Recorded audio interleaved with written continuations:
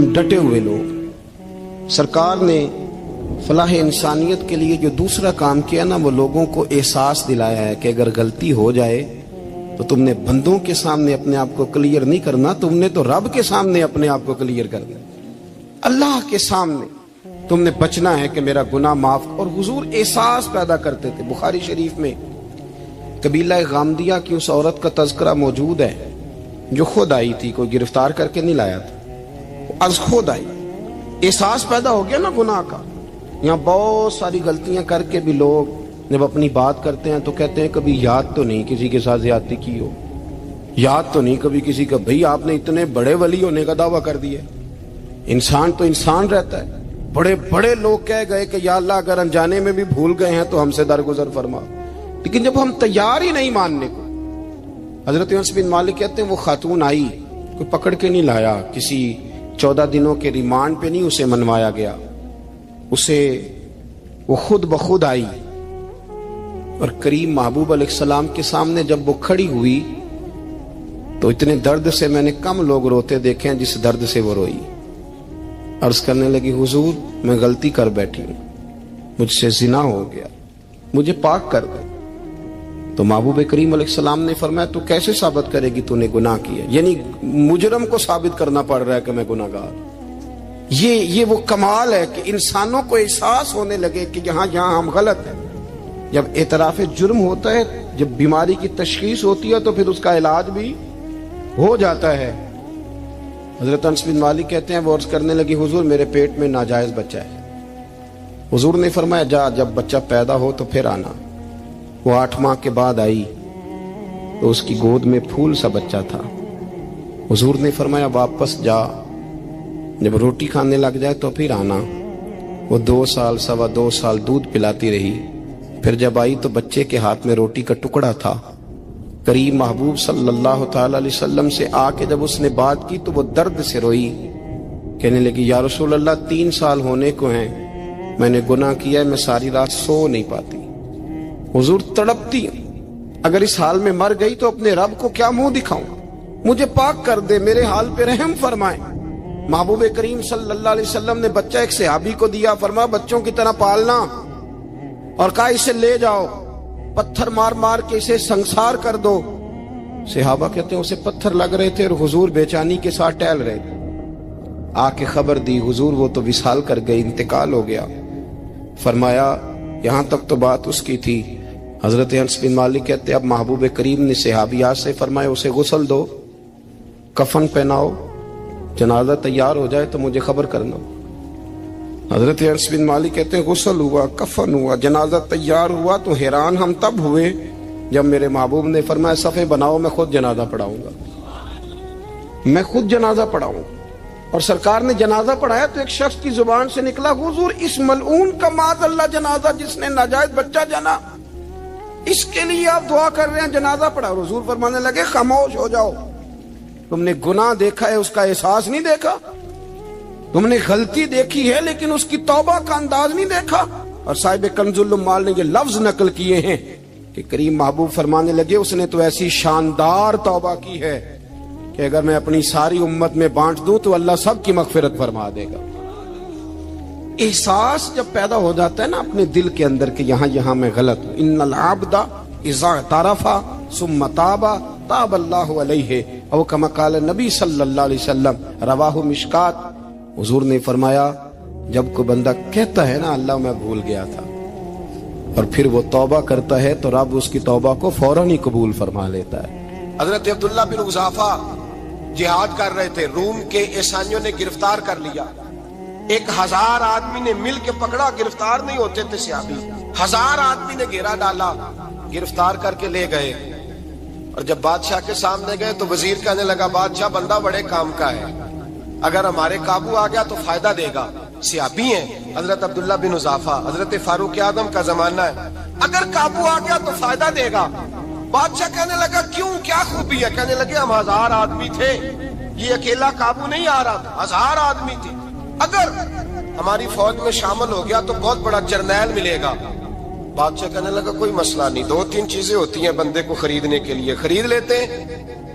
بادشاہ کہنے لگا عبداللہ جتنی دولت تجھے چاہیے میں تجھے دے دیتا ہوں، میرے لشکر میں آ جا، معاذ اللہ اسلام چھوڑ دے۔ حضرت عبداللہ بن حذافہ کیا فرماتے ہیں؟ فرماتے ہیں بڑا تو بیوقوف ہے، میں نے دولت کمانی ہوتی تو مدینے میں بیٹھ کے تجارت کرتا، میں دولت کمانے نہیں نکلا، میں تو رسول اللہ کی رضا کمانے کے لیے نکلا ہوا ہوں۔ دولت کمانی ہوتی تو کسی مارکیٹ میں ہوتا، میدان میں آنا تھا۔ شہادت ہے مطلوب مقصود مومن، نہ مال غنیمت نہ کشور کشائی۔ یہ دولت تو لونڈی ہے رسول اللہ کے دروازے کی، یہ تو پیچھے پیچھے پھرتی ہے نبی پاک کے غلاموں۔ یہ کمانی ہوتی تو میں کسی مارکیٹ میں ہوتا، میدان میں تھوڑا ہوتا۔ عبداللہ بن حذافہ سے ایک دوسری چال چلی، کہنے لگے میاں عہدہ جو تجھے چاہیے، میں بادشاہ ہوں، میرے نیچے جو عہدہ تو کہے گا وہ تجھے مل جائے گا۔ حضرت عبداللہ بن حذافہ کہنے لگے شاید تجھے پتہ نہیں میری تعریف کیا ہے، شاید تو جانتا نہیں میری تعریف کیا ہے۔ کہا صاحب کی کیا تعریف ہے؟ کہنے لگے میں رسول اللہ کا صحابی ہوں، اور کائنات میں سب سے بڑا عہدہ مصطفیٰ کے صحابی ہونے کا عہدہ ہے۔ صحابہ وہ صحابہ تھے جن کی ہر صبح عید ہوتی تھی، خدا کا قرب حاصل تھا، نبی کی دید ہوتی تھی۔ فرمایا میں نے حضور کے جلوے دیکھے ہوئے ہیں، مجھے عہدے کی ضرورت ہی نہیں، اور میں نے عہدہ لینا ہوتا تو میں سیاست کرتا، میں تو شہادت لینے نکلا ہوں میدان میں، عہدے کا میں نے کیا کرنا ہے۔ اب بادشاہ کہنے لگا اسے قتل کر دو۔ وزیر کہنے لگا نہیں، ایک بات اور ہے، مجھے ایک چال اور چلنے دو۔ کہا وہ کیا؟ کہنے لگے میری بیٹی بڑی خوبصورت ہے، مجھے موقع دو اپنی ہی بیٹی کو سجا بنا کے، وہ جوان جس کی جوانی اتنی بڑی ہے کہ 1000 آدمی مقابلے میں کھڑا نہیں ہوتا، اس جوان کے کمرے میں رات کی تنہائی میں بنا سوار کے بی بی کو بھیجا۔ وہ بی بی کہتی ہے میں ساری رات بن سور کے اس صحابی کے کمرے میں بیٹھی رہی، لیکن یہ کیا شخص تھا، ساری رات ہی مسلح پہ بیٹھا رہا، ساری رات ہی، کچھ دیر تھک جاتا تو یہ کریم رسول پہ درود پڑھنا شروع کر دیتا۔ بی بی کہتی ہے سحری ہو گئی تو میں نے چھو کے دیکھا کہ انسان ہے کہ جن ہے، یہ بندہ ہے کہ فرشتہ ہے، چھو کے دیکھا۔ کہنے لگے پیچھے ہٹ جا۔ میں نے کہا میں نے تو سنا تھا تو 1000 کے مقابلے میں ہے، اور تو اتنا بے حس ہے کہ بنی صبری دلہن بیٹھی ہے، تو نے نظر نہیں کی؟ عبداللہ بن حذافہ، بی بی کہتی ہے نظر پھر نہیں اٹھائی، نظر پھر جھکی ہوئی ہے۔ کہنے لگے بی بی میں مجبور ہوں، اب میرے اوپر کوئی حسن نہیں چلتا، میں نے جلوہ بدوحا کا دیدار کیا ہوا ہے، اب میری نگاہوں میں جچتا نہیں کوئی، اس لیے کہ جیسے میرے سرکار ہے ایسا نہیں کوئی۔ کبھی بھی اب نہیں کسی کا میرے اوپر جادو چلتا، میں نے مصطفیٰ کو، اور کہا ذرا پیچھے ہٹ کے بیٹھ، مجھے میرے رسول نے غیر محرم سے بچنے کا حکم دیا ہے، ذرا پیچھے ہٹ کے بیٹھ۔ سحری کا وقت تھا، وہ بی بی کہتی ہے اس نوجوان کے جملے میرا سینہ چیر گئے، کلیجہ پھٹ گیا، چیخ نکلی، میں کفر کے عالم میں روئی۔ میں نے کہا مجھے بتا تو صحیح، آخر یہ جذبہ کہاں سے ملتا ہے، آخر یہ روشنی تو میں نے دیکھی نہیں، کہاں سے آتی ہے؟ ایک میرا باپ ہے جو بنا سور کے مجھے تیرے کمرے میں چھوڑ گیا، بتلا یہ کہاں سے کیف آتے ہیں؟ عبداللہ بن حذافہ کہنے لگے اگر کیف لینا ہے تو بھی میرے مصطفیٰ کا کلمہ پڑھ جا، آجا دروازے رسول پہ جھک جا، مل جائے گا۔ سویرے دروازے پہ باپ آیا بیٹی سے رزلٹ لینے، دروازہ کھولا تو بیٹی نقاب پہنے باہر آئی۔ باپ کہنے لگا کیا بلا؟ کہنے لگی پیچھے ہٹ جا، تو غیر محرم ہے، کافر ہے، میں مسلمان ہوں۔ اس نے کہا کیا ہوا؟ کہنے لگی تیرے جیسے کو باپ کہوں، تیرے جیسے کو جو مجھے استعمال کر رہا تھا، میں تجھے باپ نہیں مانتی، میں اب رسول والی ہو گئی، میں حضرت فاطمہ کی کنیزہ ہو گئی ہوں، میں اب نبی کریم کی خادمہ ہوں، خبردار میرے قریب نہ آنا۔ یہ دعو بھی ناکام ہوا۔ اب حضرت عبداللہ بن حذافہ کے سامنے موت کھڑی کی، ایک کڑا میں تیل گرم کیا، کہنے لگے تجھے اس میں جلایا جائے گا۔ حضرت عبداللہ بن حذافہ رضی اللہ تعالیٰ عنہ جب جلنے کے قریب ہوئے تو رونے لگے۔ روم کا بادشاہ کہنے لگا شاید ڈر گیا ہے، کہنے لگے اب سمجھ آئی ہے، اب تجھے پتا چلا ہے، چلا جا۔ حضرت عبداللہ بن حذافہ کہنے لگے تو کافر ہے، تیری کافروں والی سوچ ہے، اس لیے نہیں رویا کہ موت سے ڈر گیا ہوں، میں تو اس لیے رویا ہوں کہ ایک جان ہے وہ نبی پاک پہ قربان ہو رہی ہے، کاش رب مجھے 1000 جان دیتا، میں ساری مصطفیٰ پہ قربان کر دیتا۔ ایک سنار نے گلی میں ایک یتیم چھوٹے سے بچے کو گھومتے دیکھا تو سنار بے اولاد تھا، بچے کو اٹھا کے گھر لے آیا، 18 साल उस बच्चे की परवरिश की, उसको पाला पोसा जवान किया।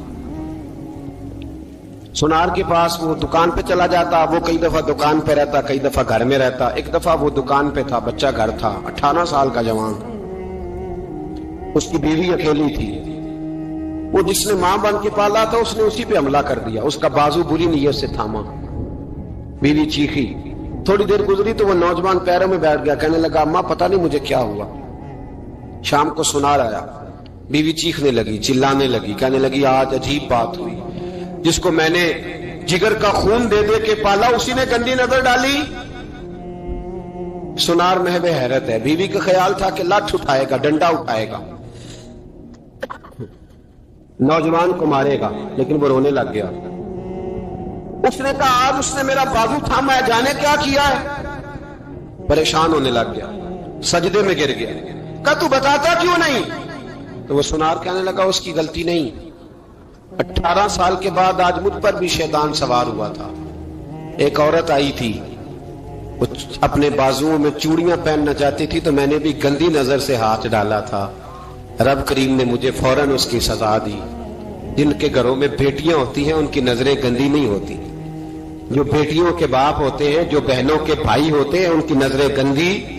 और अगर तू टेलीफोन करता है, तू किसी औरत के साथ ताल्लुक रखता है, तो ये बात लिख ले, इमाम फखरुद्दीन राजी 1, अल्लामा इस्माइल हक्की 2, मुल्ला जलालुद्दीन रूमी 3, इमाम खाजन 4, इमाम जलालुद्दीन सयूती 5 हदीस के उस्ताद और मुहद्दिस लिखते हैं कि अगर तू किसी पर गंदी नजर डालेगा तो तेरा घर बच सकता, याद रख, नहीं बचेगा। इसलिए कि तेरी नजर किसी की बेटी को बेटी समझ, ताकि तेरी बच्ची का पर्दा कायम रहे। किसी की बहन को, ये क्या बात हुई कि तू जितना मर्जी गंद मुआशरे में फैलाता रहे, तेरा घर बचा रहे, ये कैसे हो सकता है। फाइना लहू मईशतन दंका, अल्लाह फरमाते हैं जिंदगी तंग हो जाएगी तेरे लिए मुश्किल, तू ढूंढता फिरेगा कि मैं मरने को जगह तलाश करूं। सच्ची तौबा करें, खरी तौबा करें। ये गुनाह इंसान को मजबूर कर देते हैं। हजरत अब्दुल्ला बिन मुबारक रहमतुल्लाह ताला अलैह, उनके सैकड़ों शागिर्द थे। एक शागिर्द के इंतकाल का वक्त आया तो घर गए मिलने। आप कहते हैं मैंने जोर लगा लिया पर उसकी जुबान पर कलमा जारी नहीं हुआ। मैं उसे कहता कलमा पढ़, पर उसकी जुबान पर जारी। अल्लाह अकबर, बहुत बड़ी नेमत है। दुआ फरमाए अल्लाह ईमान की मौत अता फरमाए, ईमान की मौत दे अल्लाह करीम, ईमान की मौत दे। ऐसे भी लोग देखे हैं, मस्जिद नबवी है, रसूलुल्लाह का शहर है, सर सजदे में है, रूह परवाज कर गई। रूह पर कितना नसीबों वाला है, कितना नसीबों वाला है कि मस्जिद नबी में सर सजदे में रखा है और अल्लाह तबारक व तआला ने महबूब के कदमों में मौत अता फरमाई। तो हज़रत अब्दुल्ला बिन मुबारक कहते हैं मैंने उसको कहा कलमा पढ़, तो उसकी जुबान पे जारी नहीं होता। मैं बार बार कहता तो वो मिन्नत करता, कहता हुजूर मैं कोशिश करता हूं, जारी नहीं होता। फरमाते मैं परेशान होके उठा, अभी मैं दरवाजे पे पहुंचा था, उसने चीख मारी और रूह परवाज कर गई। बच्चे रोने लगे, बीवी रोने लगी। तो मैंने उसकी बीवी से कहा कि जुर्म क्या करता था, इतना बड़ा पापी पे कलमा जारी नहीं हुआ। उसकी जोजा कहने लगी हजरत जी 2 गुनाह थे इसके। एक तो ये शराब का आदी था, रोकती थी बाज नहीं आता था, और दूसरी बात यह कि ये अपनी अम्मा का नाफरमान था। वो 2 गलियां छोड़ के रहती है, ये कभी मिलने नहीं गया था। उस बूढ़ी का कलेजा इसकी तरफ से बड़ी तकलीफ में था। तो हजरत अब्दुल्ला बिन मुबारक कहने लगे जा तू भी दुआ कर और उसकी माँ को भी कह दुआ करे कि यहां तो ये कलमा नहीं इसे नसीब हुआ, अल्लाह करे अल्लाह आखिरत की मंजिलें इसकी बेहतर फरमा दे। ये हदीस सुनाने लगा हूं, हदीस है, हदीस रसूल है। जवान खास करके जरा मेरी बात पे तवज्जो करे और बुजुर्ग खास कर तवज्जो करे जिन्होंने तरबियत करनी है। सुने, हुजूर की बारगाह में एक नौजवान आया है, ये संगमील है हदीस, इसको याद रखना। अर्ज की हुजूर मैं सारे गुनाह छोड़ सकता हूं, जिना नहीं छोड़ता। हुजूर मुझे जिना की इजाजत होनी चाहिए। मेरे हबीब ने थपकी दी, बिठा लिया। मैं कहता हूं हुजूर ने गुनाहगारों को मुआशरे से काटा नहीं, उनकी तरबियत फरमाई है, उनकी तरबियत फरमाई है, उनको करीब फरमाया। मेरे हबीब करीम सल्लल्लाहु अलैहि वसल्लम ने फरमाया इधर आ बैठ जा, बैठ गए। हुजूर ने फरमाया तू पसंद करता है तेरी मां के साथ कोई बदकारी करे? हुजूर नहीं। फरमाया तू पसंद करता है तेरी बेटी के साथ कोई बदकारी करे? या रसूलल्लाह मैं आंखें निकाल दूंगा। हुजूर ने फरमाया तू पसंद करता है तेरी बहन के साथ? हुजूर मैं काट डालूंगा वो हाथ जो मेरी बहन की तरफ उठेंगे। फरमाया तू पसंद करता है कि तेरी खाला फुफी ममानी की तरफ कोई ऐसी हरकत करे? हुजूर मैं काट के रख दूंगा उन लोगों को जो बात भी करेंगे। मेरे हबीब ने फरमाया अच्छा, जिसके साथ तू बदकारी की इजाजत मांग रहा है वो किसी की मां नहीं लगती, वो किसी की बहन नहीं लगती, वो किसी की बेटी नहीं होगी?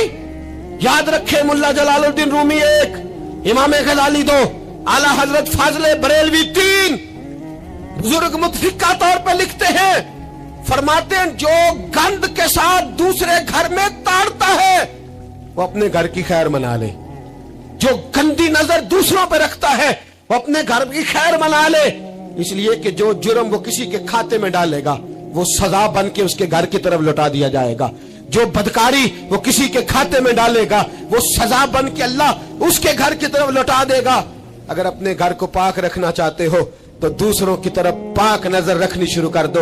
अगर चाहते हो कि तेरा घर अजीब मामला है ना, बेटे को तो पसंद की शादी की इजाजत है तो बेटी को इजाजत क्यों नहीं? अगर तेरा बेटा पसंद की शादी करेगा तो याद रखना फिर जब किसी की बेटी ये लफ्ज बोलती है फिर इज्जतों के जनाजे निकलते हैं, फिर उरियानी फहाशी का जो है वो कलक लगता है माथे पर, फिर याद रखना चारों जानिब से रुसवाइयां तेरा नसीबा होती है।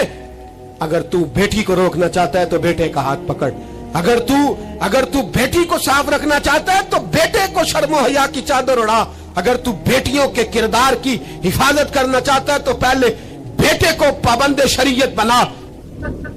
एक बहुत बड़ा गुनाह बदनिगाही का गुनाह है। आपको पता है हमारे मुल्क के अंदर बदकारी, जिना और बेहयाई की शरह कितनी बढ़ती जा रही है, किस कदर बढ़ती जा रही है।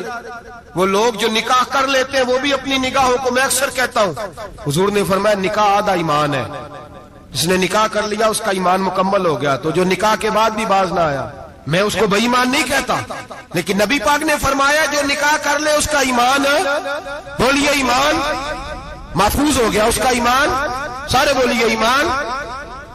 और जो फिर भी बाज ना आए, हुजूर कह रहे ईमान मुकम्मल हो गया, और जो ना बाज आया क्या फतवा दिया जाए हदीस की रोशनी में?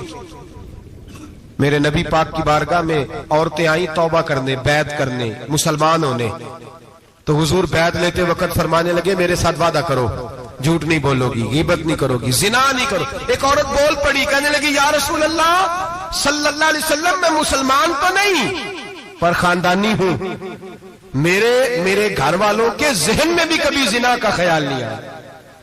हम तो इसे खानदानों के वकार के खिलाफ समझते हैं। रोज बुरी नजर से किसी को देखना और किसी के बारे में गलत बातें, नाराज ना होना।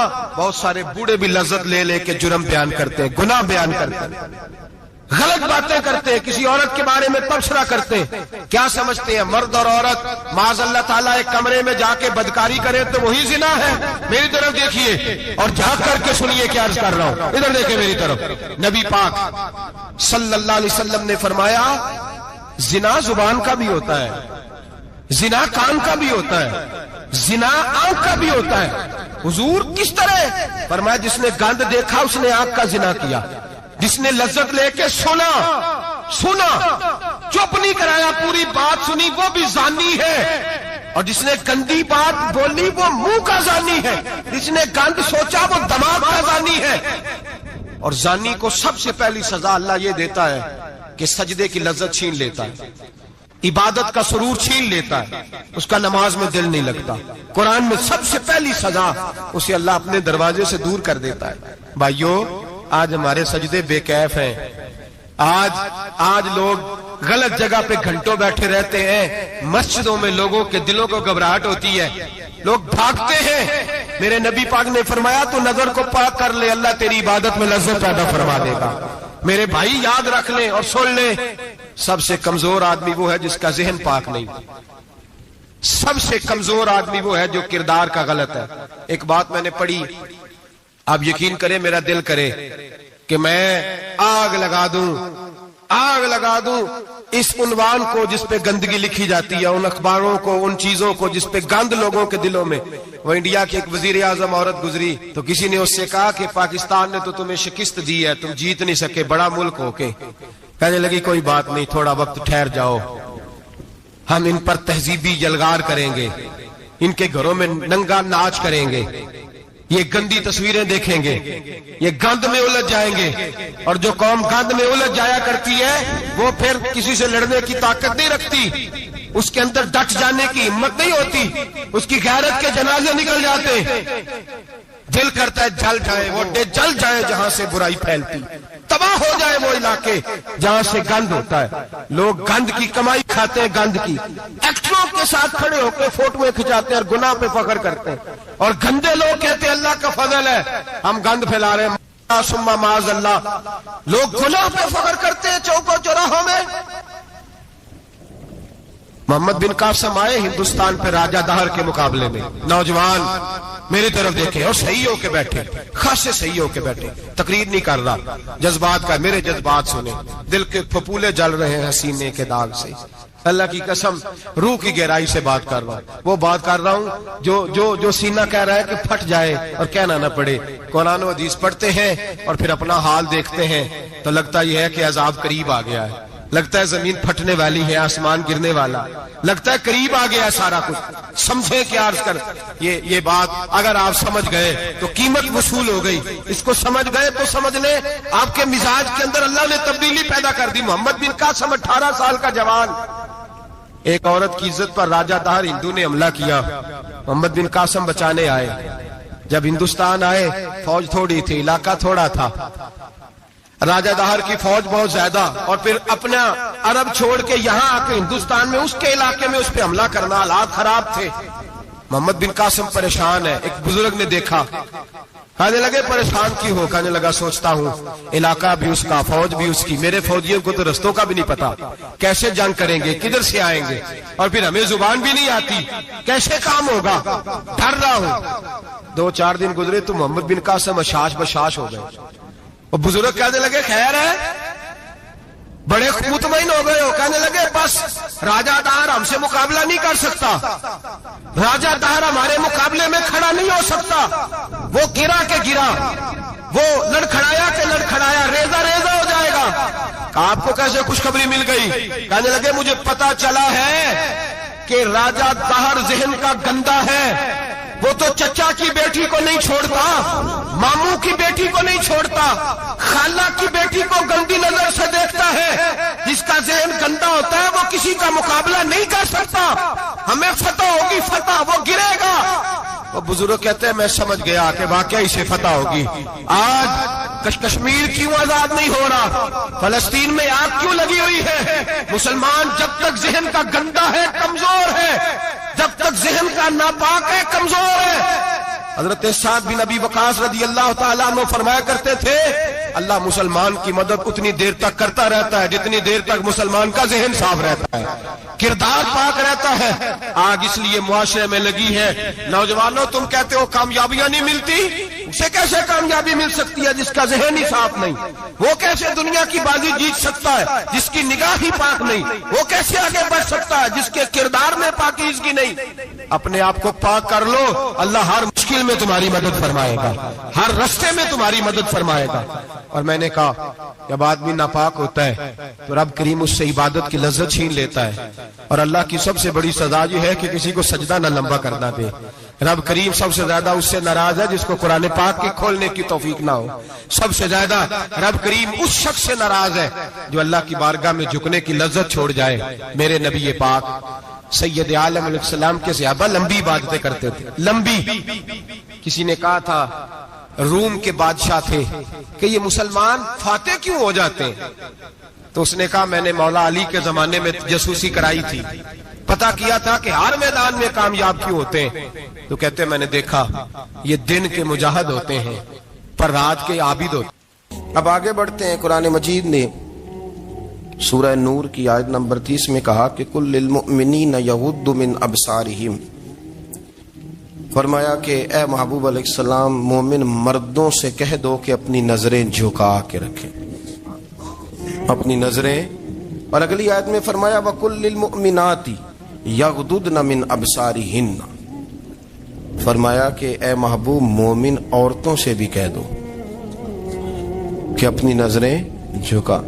مرد بھی اپنی نظر جھکا کے رکھے گا عورت کی طرف، لیکن یہ ساری پابندی صرف مرد پر نہیں، عورت بھی غیر محرم کا چہرہ نہیں دیکھے گی، اس پر بھی اسی طرح نظر جھکانے کا حکم ہے جس طرح کہ وہ ہر دکاندار کو بھائی جان کہہ کے گفتگو کرنے کی اس کو بھی اجازت نہیں ہے کہ وہ سمجھے کہ پابندی تو مرد نے کرنی تھی، میں نے تھوڑی کرنی تھی.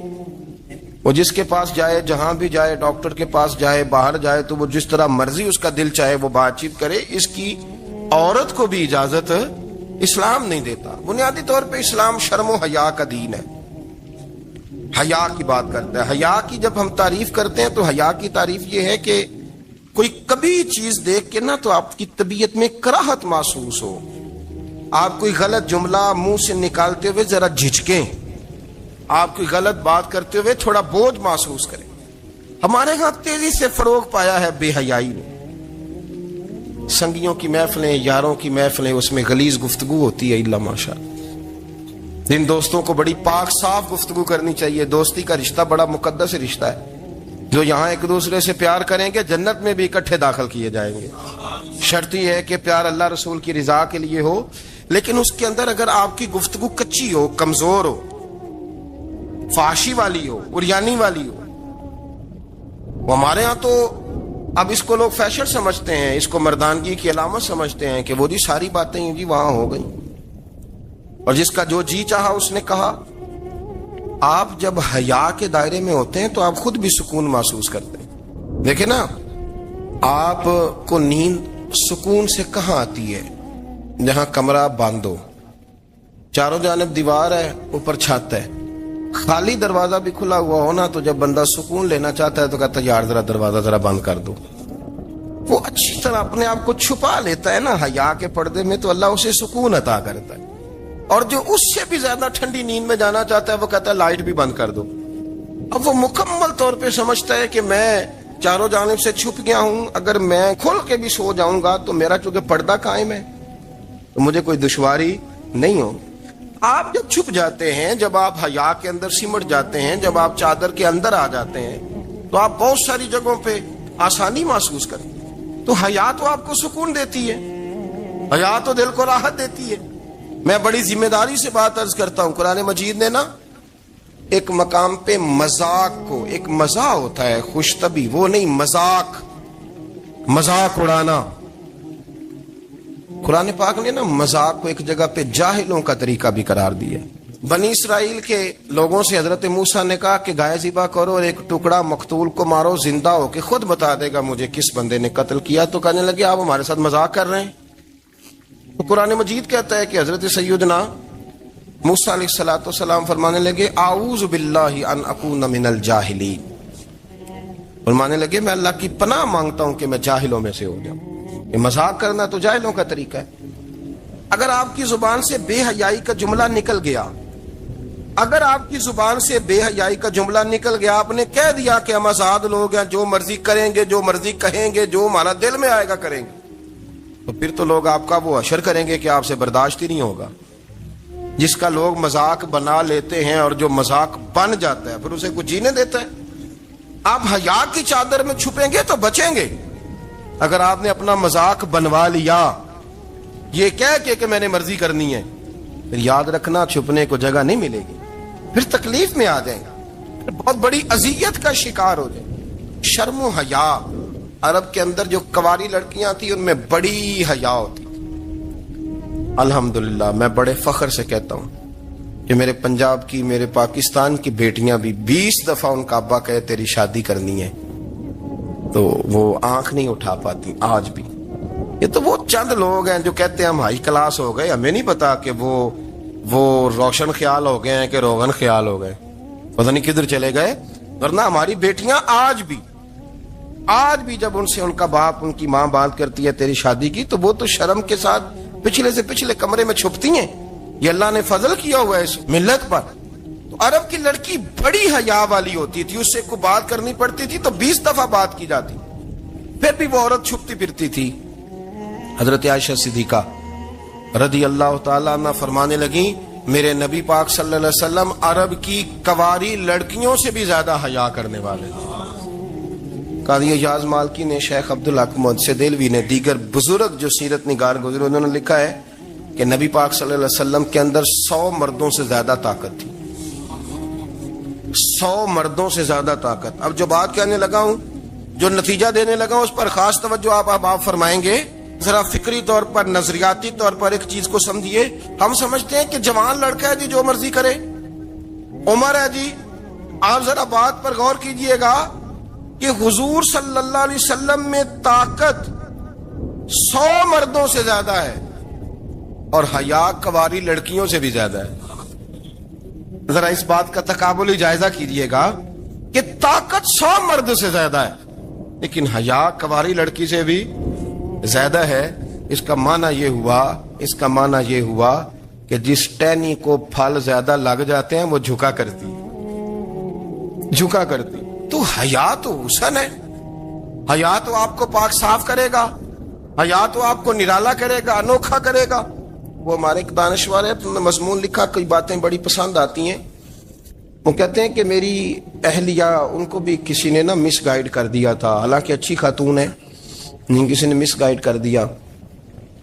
وہ بھی سماجی اور ویلفیئر، اور یہ خواتین کو شوق ہوتا نا بننے کا، تو وہ بھی سماج کے اندر اچھا مقام تلاش کرنے کے موڈ میں آ گئی۔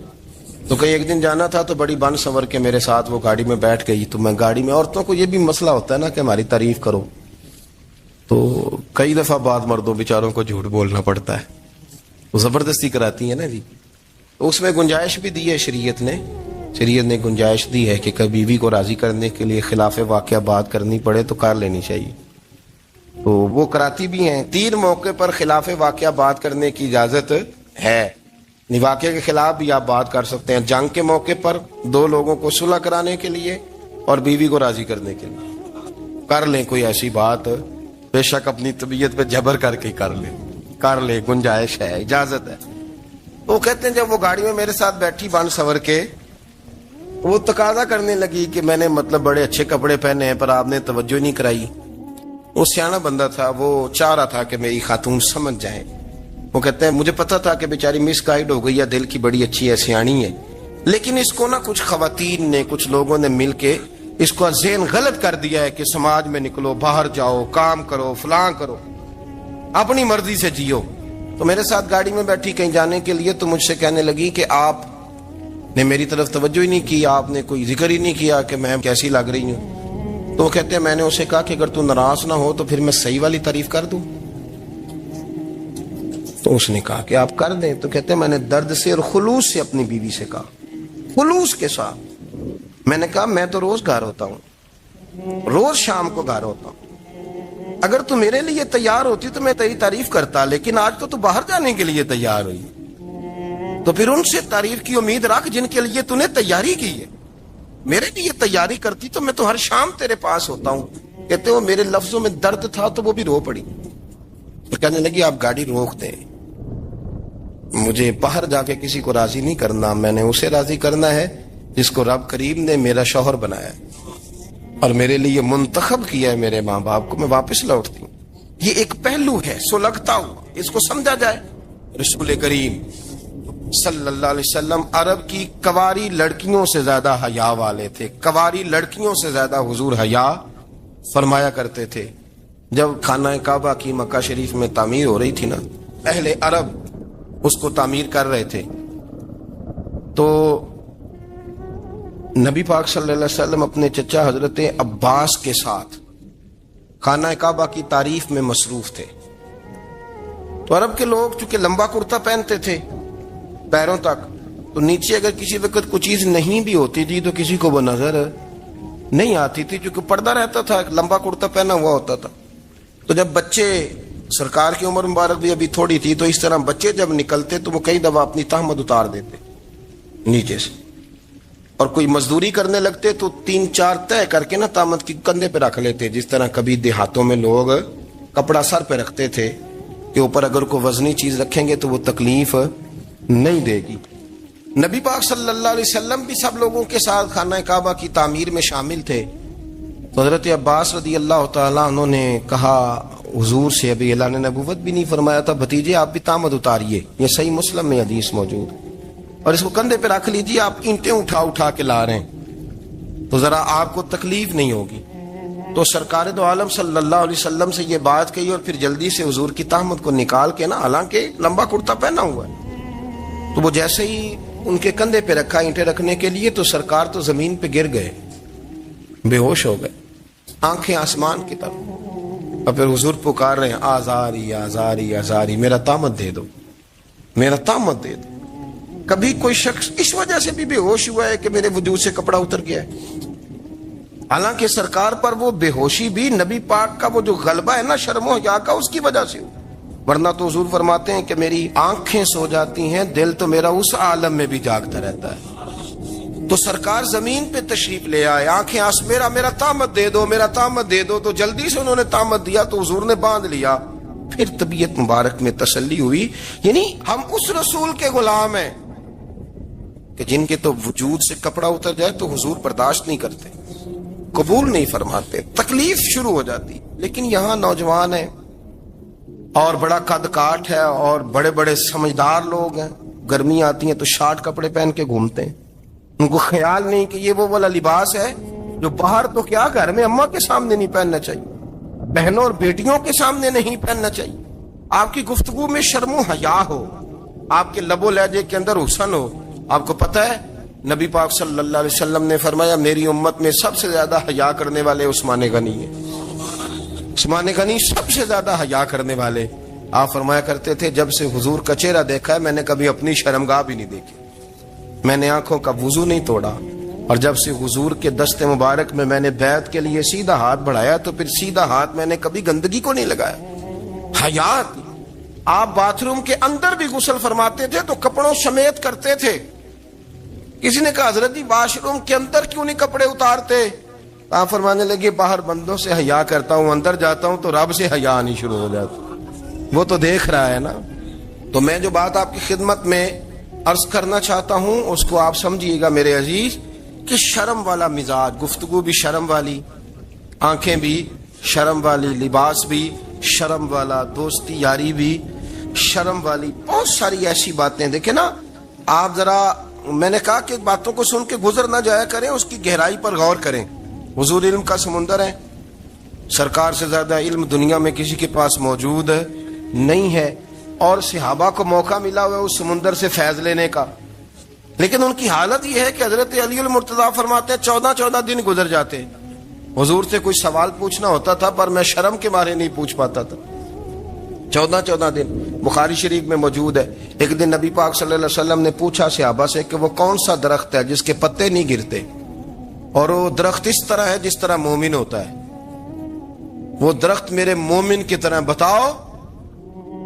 حضرت عبداللہ ابن عمر فرماتے مجھے پتا تھا کہ وہ کھجور کا درخت ہے، لیکن چونکہ ابو بکر صدیق بھی بیٹھے ہیں، عمر فاروق بھی بیٹھے ہیں، مولا علی بھی بیٹھے ہیں، عثمان غنی بھی بیٹھے ہیں، اتنے جید لوگ بیٹھے ہیں، تو مجھے حیا آتی تھی کہ میں کیوں جواب دوں۔ کہتے سرکار نے کئی دفعہ پوچھا، لوگوں نے کئی اور درخت بتائے، پر فرمایا تمہارا جواب درست نہیں ہے۔ آپ حیا کے اس پہلو پر غور کریں کہ سوال کا جواب آتا ہے، سوال کا جواب، یعنی مجھے سوال کا جواب آتا اور پھر میں دوں نہ، مجھے بدعزمی نہ ہو جائے گی؟ یہ کیسے ممکن ہے کہ میری رات گزر جائے مجھے پتا بھی تھا اور میں نے بتایا نہیں؟ بہت سارے لوگ آ کے بہت ساری باتیں بتاتے ہیں، بہت ساری باتیں وہ سمجھاتے ہیں، تو ہم غور سے ان کا چہرہ دیکھنے لگ جاتے ہیں، کہتے ہیں یار اس کا تو دعویٰ تھا کہ میں سمجھنے آتا ہوں، یہ تو ہمیں سمجھا رہا ہے، چلو الحمدللہ ہم سمجھنے کو تیار ہیں۔ لیکن میرے عزیز پتہ بھی ہے جواب کا، علم بھی ہے، لیکن فرماتے ہیں میری حیا نے مجھے اجازت نہ دی کہ میں جواب دوں۔